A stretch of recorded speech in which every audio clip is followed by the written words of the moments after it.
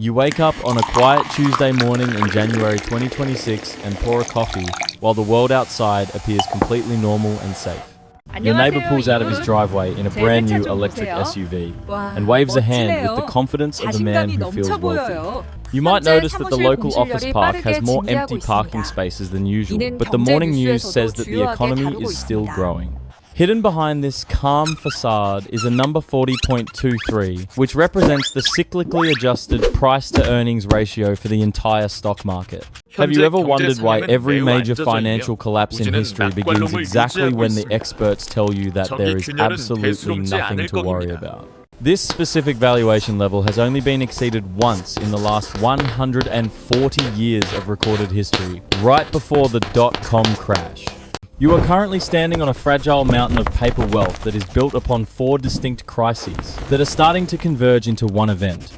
Imagine a single building in downtown San Francisco where the lights are dim because 20% of the desks have been empty for 3 years straight. The owner of that building owes millions of dollars to a local bank, and the loan is coming due for a total refinance later this year. This borrower originally paid 3% interest, but now the market demands 6%, while the actual value of the property has dropped by half. You can see the math begins to break everything when the debt service payments double, but the rental income from the tenants continues to disappear monthly. What happens to your personal savings account when 900 different banks across the country are holding loans that are worth more than their total capital? We are not talking about a simple housing correction, because this time the rot is located inside the skyscrapers and the retail centers of your city. The experts at the largest institutions claim that these risks are contained, just like they said about the subprime mortgage market in 2007. History tends to rhyme rather than repeat, and the rhythm of 2026 sounds like a heavy debt burden falling onto a very thin floor. You must observe the commercial delinquency rates, which have already climbed past 6% and are currently accelerating toward levels not seen since the Great Crisis. Think of a canary in a coal mine that stops singing long before the miners realize that the air they are breathing has become toxic and thin. The commercial real estate collapse is only the first gear in a machine that is designed to move wealth from the many to the very few. If you look closely at the Magnificent 7 stocks, you will find that a handful of companies are currently carrying the weight of the entire world. The next risk involves a specific indicator used by Warren Buffett that suggests the market is currently playing with a very dangerous and hot financial fire. The Buffett Indicator currently sits at 225%, which suggests that the market has completely detached from economic reality. You should consider that the historical average for this specific ratio is typically between 80 and 100% during a healthy expansion phase. When the total value of all stocks becomes more than double the entire national productivity, you are essentially betting on a miracle of infinite growth. Think of a professional athlete who is being paid 10 times his actual performance based on a promise that he will never get old. You might feel safe because your retirement account is at an all-time high, but you are actually holding a concentrated basket of risk. These 7 massive technology companies now represent over 30% of the total market weight, making diversification a dangerous and misleading financial illusion. If just one of these pillars begins to crack or report slower earnings, the entire structure of your index fund can collapse within days. The artificial intelligence boom of 2026 mirrors the internet frenzy of 1999, where revolutionary ideas were sold at impossible prices. You must remember that while the internet did eventually change the world, the stocks associated with it still crashed by 80% first. This is the second crisis where the valuation of your future wealth is based on a level of perfection that human history rarely ever achieves. Imagine you are driving a car at a very high speed toward a wall while the passenger tells you that technology makes physics irrelevant. As the stock market reaches these heights, the federal government is simultaneously sinking into a debt hole that has no visible or logical bottom. The national debt has surged toward $38 trillion, which is a number so large that the human brain can barely even process. You should look at the interest payments alone, which have now reached $1 trillion every single year just to keep the lights on. This interest expense is now larger than the entire defense budget, and it is growing faster than the actual tax revenue the government collects. Every single percentage point that interest rates rise adds nearly $400 billion in new annual costs to the already broken federal budget. We call this the debt doom loop, because the government must borrow more money just to pay the interest on the money it already borrowed. You are witnessing the third crisis, where the entity that is supposed to save the economy is actually the one that is currently failing. In 2008, the government had the fiscal space to bail out the banks, but today, that space has been completely filled. When the sovereign debt of a nation becomes the primary source of risk, there is no higher power left to step in and help. You can observe the fourth and final crisis by looking at the driveway of a typical suburban home in the middle of America. The average car payment has reached $748 per month, which is a record high for the middle class. You may find it alarming that nearly 1 in 4 people with a car loan currently owes more than the vehicle is actually worth. This negative equity means that the owner is trapped in a depreciating asset while the cost of living continues to rise every single day. Consider a worker named Sarah who needs her car to get to her job, but her monthly payment consumes 30% of her income. When Sarah can no longer afford her credit card bill, she will stop paying the bank, but she will fight to keep the car. You should know that when auto loan delinquencies hit record highs, it signals that the consumer has finally reached a total breaking point. These subprime borrowers are the canary in the coal mine because they are the first to feel the impact of a slowing economic engine. If the person at the bottom of the ladder can no longer hold on, the entire structure begins to shake for everyone else above.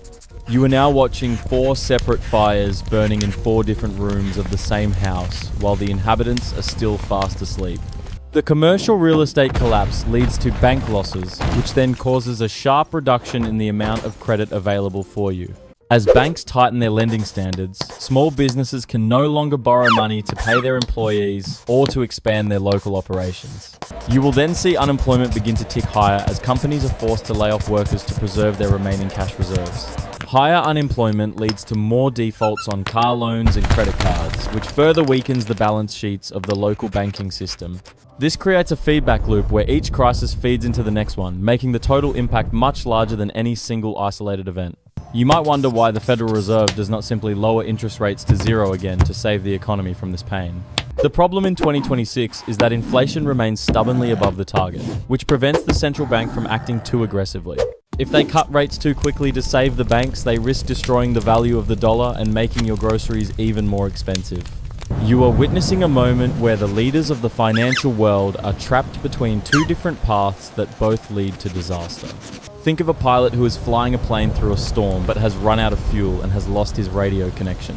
You may hear the financial commentators on television arguing that the current economy is resilient because the gross domestic product remains positive. These are the same voices that ignored the growing subprime cracks in 2006 while the housing market was still peaking. You should remember that a recession is never officially announced until you are already 6 months deep into the actual economic contraction.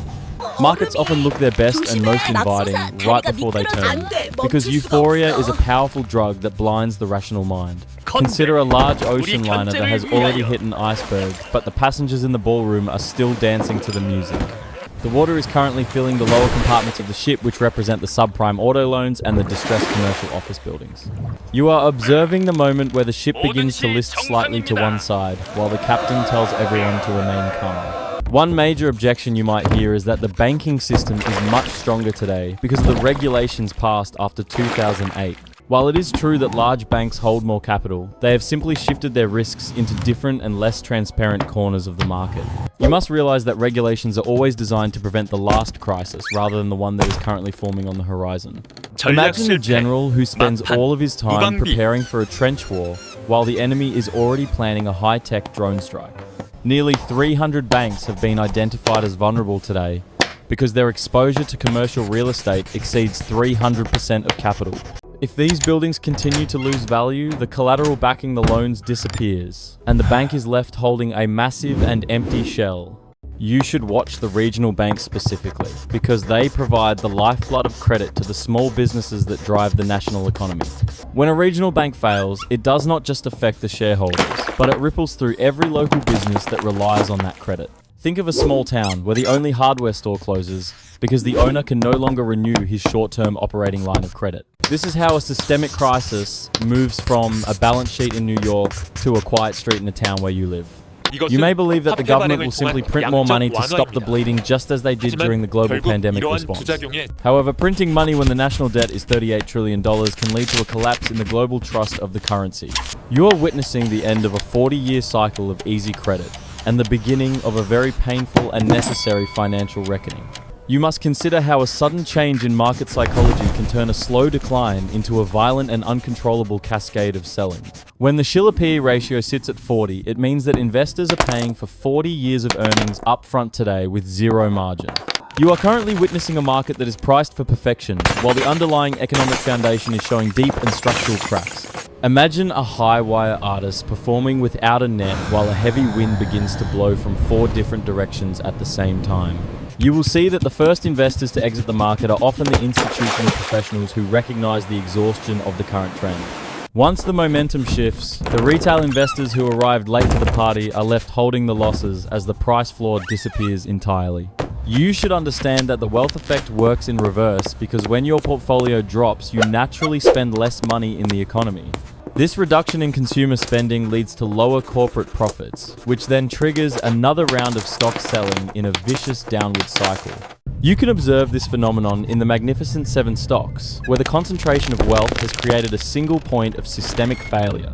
If one of these technology giants fails to meet the impossible growth expectations of the market, the entire index will follow it down. Think of a bridge where the weight of 1,000 cars is being supported by only 7 rusted steel cables that are starting to snap. As the stock market corrects, the commercial real estate crisis will accelerate because the banks will lose the ability to hide their losses. You may notice that many office buildings are currently being held on bank books at values that reflect a world before the pandemic occurred. When these properties are eventually sold or foreclosed, the actual market price will be revealed and the bank capital will evaporate instantly.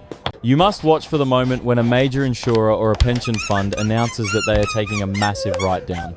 This news acts as a signal to the rest of the market that the time for denial has ended and the time for liquidation has begun. You should realize that the transition from a bull market to a bear market is rarely a smooth or a predictable process for anyone. Panic is a rational response to an irrational situation where the exit door is too small for everyone to leave at the same time. You are currently watching the clock tick down toward a moment where the liquidity in the system simply dries up and vanishes completely. Once the music stops, there will be no chair for the person who believed that this time the rules of economics have changed. You may observe that the true nature of a financial crisis is not just a loss of money, but a total loss of trust. When the value of commercial buildings falls below the value of the loans, the banks no longer trust the collateral they hold. You will see that banks stop lending to each other because they are terrified of the hidden losses buried deep within their competitors' books. Imagine a game of poker where every player suspects that the person sitting across from them is hiding a hand they cannot play. You are currently watching the credit markets freeze, which is the exact same mechanism that triggered the total collapse of 2008. Without the constant flow of credit, the global economy begins to starve for oxygen, just like a marathon runner entering a high altitude. Consider a local grocery store chain that relies on short-term loans to pay for the inventory that sits on its shelves today. If the bank refuses to renew that loan, the store cannot buy more milk or bread, and the shelves eventually become completely empty. You should realize that this is how a banking crisis transforms into a social crisis that affects your ability to provide for family. The experts will tell you that the consumer is still strong because credit card spending remains high despite the elevated interest rate levels. You must look closer to see that this spending is not driven by confidence, but by a desperate need to cover basic survival costs. When a family uses a credit card with a 20% interest rate to buy eggs, they are not participating in economic growth. You are witnessing the final stage of exhaustion where the American middle class is running on fumes and borrowed time from the banks. Once the credit card limits are reached and the car payments are missed, the consumer will have no choice but to stop spending. Think of a dam that has been holding back a massive reservoir of water, but the concrete is now covered in deep spiderweb cracks. The government is trying to patch the holes with more debt, but they are essentially using paper to stop a high-pressure water leak. You should observe the yield curve, which has remained inverted for an unprecedented amount of time, suggesting that a recession is absolutely inevitable. This specific signal from the bond market has a nearly perfect track record of predicting economic pain long before the headlines ever appear. You are currently standing in the quiet moments before the first major crack in the dam causes the entire structure to give way. The question you must ask yourself is whether you have prepared a lifeboat or if you are still waiting for a miracle. You may notice that the narrative provided by the financial media shifts slightly from soft landing to unavoidable transition as the data worsens. The commercial real estate crisis is no longer a distant theoretical risk, but a present reality that is starting to affect your local skyline. Consider that nearly $1 trillion in commercial debt matures this year, which forces owners to face interest rates that have effectively doubled. You will see buildings being handed back to the banks because the cost of the debt now exceeds the total income from the tenants. Imagine a scenario where the bank that holds your personal checking account is forced to write down billions in lost property value overnight. This is exactly how the hidden gears of the financial system can suddenly lock up and prevent you from accessing your own liquid cash. You must realize that when a bank faces a solvency crisis, it does not ask for permission before it limits your daily withdrawal amounts. Think of a gate that is suddenly slammed shut because the people inside the vault realize that there is not enough gold for everyone. You should look at the delinquency rates for office properties, which have surged past 10% and show no signs of slowing down soon. These numbers represent thousands of failed businesses and empty hallways that used to be the engine of the urban middle-class economy. The second crisis in the stock market is fueled by the same blind optimism that defined the peak of the Japanese bubble in the 90s. You are currently watching investors pay historic premiums for companies that promise to automate the world while their actual profits remain very thin. If the promised productivity gains from artificial intelligence do not arrive within the next 12 months, the valuation floor will simply drop away. You should understand that the stock market is a giant voting machine in the short term, but it is a weighing machine eventually. As the weight of reality becomes too heavy, the market will correct toward a level that reflects actual human consumption rather than pure speculation. You must consider that the average American worker has less than $1,000 in savings to survive a sudden and prolonged economic shock. This lack of a financial cushion means that the first wave of layoffs will immediately lead to a massive spike in home foreclosures. You are observing the moment where the private sector debt bubble meets the sovereign debt bubble in a catastrophic and historic financial collision. The government cannot lower the taxes to help you because they must collect every penny to pay the interest on the national debt. You are witnessing the end of a world where the authorities can simply spend their way out of a crisis without causing massive inflation. You may notice that the first signs of the coming reset are often hidden in the boring technical reports of the secondary bond markets. These markets are the nervous system of global finance, and they are currently sending signals of extreme distress to anyone who is watching. You should understand that when the cost of borrowing for the government stays high, it drains the liquidity from every other asset class. Imagine a giant sponge that is soaking up all the available water in a small pond, leaving the fish gasping for air and survival. You are observing the moment where the risk-free rate of return is no longer a theoretical concept but a gravity well for capital. If an investor can earn 5% from a government bond, they will not take a risk on a struggling tech startup or a mall. You will see that this lack of venture capital leads to a sudden freeze in innovation and a sharp increase in corporate bankruptcy filings. Consider the thousands of zombie companies that have only survived for the last decade because they had access to cheap and easy money. These companies do not produce enough profit to cover their interest payments, and they are now facing a wall of maturing debt they cannot pay. You are witnessing the great cleansing, where the market finally demands that a business must actually be profitable to exist in the real world. Think of a forest where the deadwood has been piling up for years and the first spark of high interest rates starts a fire. You should observe that while a fire is destructive in the short term, it is a natural and necessary part of a healthy economic cycle. The problem you face today is that the forest is also filled with homes and banks that were never designed to withstand such a heat. You must realize that the experts who tell you to buy the dip are often the same ones who need to sell their shares to you. Hope is not a financial strategy, and waiting for the government to save your portfolio is a path that often leads to total ruin. You should look at the internal strength of your own balance sheet and ask if you can survive 2 years of zero market growth. Most people discover too late that their lifestyle is built on a foundation of rising asset prices rather than actual saved and liquid cash. You are observing the psychological transition where the fear of missing out is being replaced by the sheer and cold terror of losing. This shift in sentiment is the final catalyst that turns a moderate correction into a historic and generational collapse of the entire system. You must prepare your mind for a world where the old rules of constant expansion no longer apply to your daily and financial life. You should observe the internal decay of the global supply chain as the credit crunch prevents manufacturers from securing the raw materials they need. When the small components that power your everyday electronics are no longer being shipped, the price of existing inventory begins to skyrocket suddenly. This creates a paradox where the value of your stocks is falling while the actual cost of your daily survival is climbing higher. Imagine a world where the currency in your pocket buys half as much bread as it did only 24 short and turbulent months ago. You are witnessing the moment where the illusion of infinite abundance is replaced by the harsh reality of systemic and global resource scarcity. The government may attempt to implement price controls to stop the anger of the public, but this often leads to even longer lines. Consider the bread lines of the 1930s, which were not caused by a lack of grain, but by a total failure of distribution. You must realize that a complex civilization requires a functioning credit system to move food from the farm to your local grocery store. If the bank cannot verify the credit of the shipping company, the trucks simply stop moving and the food begins to rot in fields. You are currently watching the infrastructure of modern life being tested by a level of financial stress that it was never built to handle. Think of a bridge where the rivets are popping one by one because the weight of the traffic has exceeded the original engineering limits. You may believe that your physical assets, like real estate or gold, will protect you from the coming storm of paper wealth destruction. While these assets have intrinsic value, you must also consider the liquidity risk of trying to sell them during a period of panic. If no one has the cash to buy your gold bars or your rental property, the theoretical value of those assets becomes completely irrelevant. You should prioritize having a small amount of physical currency and basic supplies to bridge the gap during a temporary banking system outage. History shows that the transition period between the old system and the new system is often defined by a few weeks of chaos. You must observe the actions of the central banks who are currently buying gold at the fastest pace in over 50 years today. These institutions know that the current dollar-based system is reaching a terminal phase and they are seeking an anchor for the future.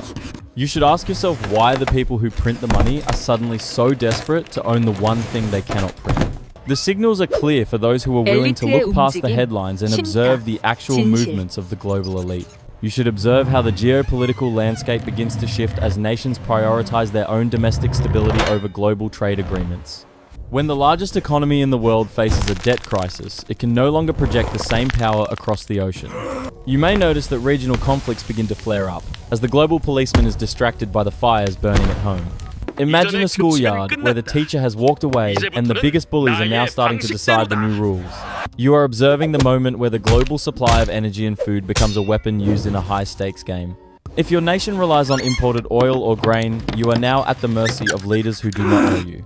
You should understand that the transition to a multipolar world is often a period defined by extreme volatility and sudden price shocks. Consider how a single maritime blockade in a distant strait can double the price of the gasoline you put in your car. You are witnessing the end of the era of globalization where cheap goods were traded for digital dollars that had no physical backing. The new era will be defined by the possession of tangible resources like copper and lithium and fertile land for growing food. Think of a character who owns a digital mansion in a video game but cannot find a real hammer to fix a leak. You should realize that the digital wealth you see on your screen is only valuable as long as the electricity stays on. If the financial system suffers a major cyber attack during this period of weakness, your access to that wealth may disappear instantly. You must observe that the authorities are already testing digital currencies that will allow them to track and control every single transaction. This transition is not just about money, but about the total reorganization of how human beings interact with their own personal property. You should look at the small steps being taken toward a cashless society and ask who truly benefits from that specific change. History shows that during times of great crisis, the people often trade their freedom for the promise of safety and a meal. You must be the person who values their independence enough to prepare for a period where the system is no longer reliable. You are currently watching the final act of a play where the stage is being cleared for a completely different kind of performance. The question is whether you will be a member of the audience who is surprised or a character who is prepared. You may notice that the final phase of a market cycle is always defined by a sudden and intense period of forced liquidations. When the value of collateral drops below a certain point, the lenders must sell those assets immediately regardless of the current price. You will see this as a vertical line on a stock chart, which represents the moment when the buyers have completely disappeared. Imagine a crowded room where everyone is trying to sell their furniture at the same time, but the doors are locked shut. You should understand that the people who survived this moment are the ones who held cash and avoided the trap of leverage. Debt is a powerful tool when the sun is shining, but it becomes a heavy chain when the storm clouds finally arrive today. Consider the mindset of the average investor who has spent 20 years believing that the market always goes back up eventually. This belief is a form of psychological conditioning that prevents people from taking defensive action until it is far too late to act. You are currently witnessing the moment where that long-term belief system is tested by a reality that does not care about hope. The first step in your personal risk reduction mindset is to eliminate any high-interest consumer debt that is currently draining your capital. You must look at your monthly expenses and identify exactly what you can cut if your primary source of income suddenly vanishes. Think of a sailor who is throwing heavy and unnecessary cargo overboard to keep the ship from sinking during a violent midnight gale. You should prioritize liquidity over long-term growth, because in a credit crunch, the person with the most cash is the king. Having a 6-month emergency fund is no longer just a piece of generic advice, but a critical requirement for your survival. You may consider moving a portion of your wealth into assets that are outside of the traditional banking system, like physical precious metals. If the digital grid suffers a period of instability, having something tangible that you can hold will provide you with true peace. You must observe the signals of the market like the VIX index, which measures the level of fear and volatility among investors. When this fear index spikes to extreme levels, it tells you that the professional traders are finally starting to panic and sell. You should be the calm observer who has already made a plan and is waiting for the dust to settle on the floor. The objective is not to get rich during the crash, but to preserve your capital so you can buy at the bottom. You should observe that the greatest transfers of wealth in human history always occur during the periods of maximum financial chaos.